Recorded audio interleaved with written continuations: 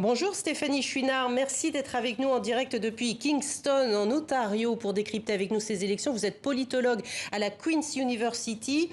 Alors on vient de l'entendre, une fin de campagne très serrée entre le sortant Justin Trudeau et son principal rival, le conservateur Erin O'Toole. Est-ce que cela se confirme aujourd'hui encore à la veille de l'ouverture des bureaux de vote ? Il semblerait que dans les derniers jours, les libéraux aient été en mesure d'obtenir une petite avance sur les conservateurs. Donc, certaines des maisons de sondage prédisent demain un gouvernement peut-être à nouveau libéral, mais très certainement minoritaire. Ça voudrait dire que ce sont peut-être des élections pour rien, si on retourne au même point. C'est un peu ça à quoi on s'attend effectivement.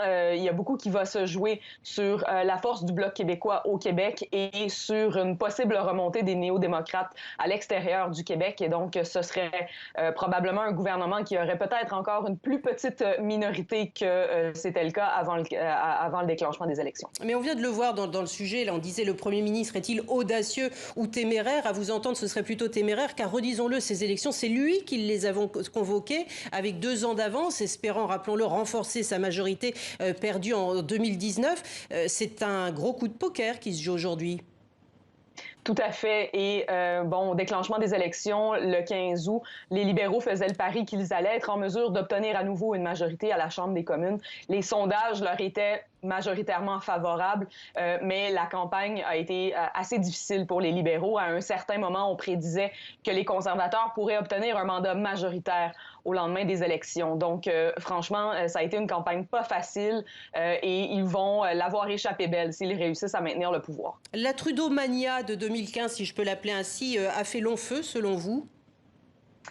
La Trudeau-mania, je vous dirais qu'elle est assez terminée. La lune de miel entre les Canadiens et M. Trudeau, le fils, elle est terminée aujourd'hui. Les libéraux, en 2015, lors de leur première entrée au pouvoir sous le gouvernement de M. Trudeau, avaient fait de grandes promesses aux Canadiens et certaines de ces promesses, encore aujourd'hui, demeurent non remplies. Évidemment, il y a eu un 19 mois de pandémie depuis 2015, mais il reste que plusieurs électeurs ont été déçus du bilan mitigé de M. Trudeau et de son équipe. Mais justement, est-ce que du coup le Parti conservateur en a profité pour déstabiliser justement les libéraux ? Parce que rappelons-le, Erin O'Toole, il était quand même largement inconnu de ses concitoyens lorsque le processus électoral a été déclenché.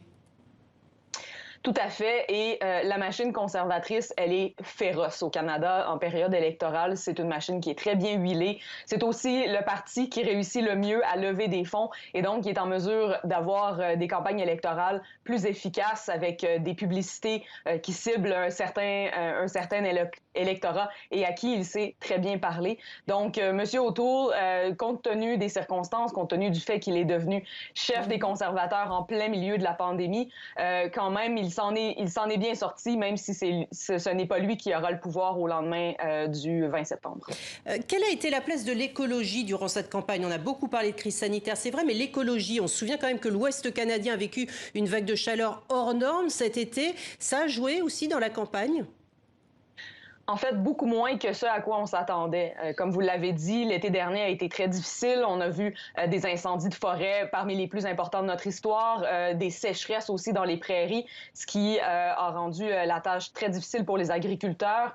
Et pourtant, cet enjeu-là, il s'est invité sur le tard durant la campagne et on en a beaucoup moins parlé que ce à quoi on aurait pu s'attendre, surtout considérant que c'est l'enjeu numéro 1 après la pandémie pour les électeurs canadiens. Et très peu de questions internationales également, il nous reste 2 secondes.